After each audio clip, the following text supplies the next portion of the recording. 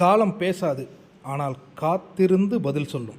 வாழ்க தமிழ்நாடு, வளர்க தமிழக மக்கள். ஜெய்ஹிந்த். சூப்பர் ஸ்டார் ரஜினிகாந்த் அவர்கள்ட்டேருந்து ஒரு அறிக்கை வெளிவந்திருக்குங்க.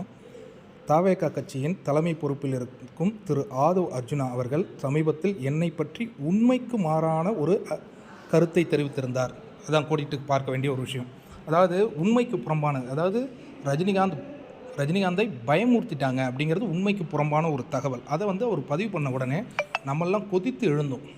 அதே மாதிரி என்டிஏ கூட்டணியில் இருக்கிற எடப்பாடி பழனிசாமி, மத்திய அமைச்சர்கள், அண்ணாமலை, அதுமாரி நிறைய பத்திரிகையாளர்கள் எல்லாருமே அதுக்கு கடும் கண்டனங்களை தெரிவிச்சிருந்தாங்க. ரசிகர்கள் கொதித்து எழுந்தாங்கங்க.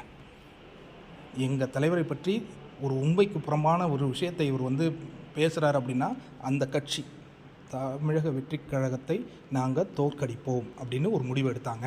இப்போ தலைவர்கிட்டேருந்தே ஒரு சமிக்கை வெளிவந்த அந்த காட்சிகளை பார்க்கின்றோம். காலம் பேசாது, ஆனால் காத்திருந்து பதில் சொல்லும்.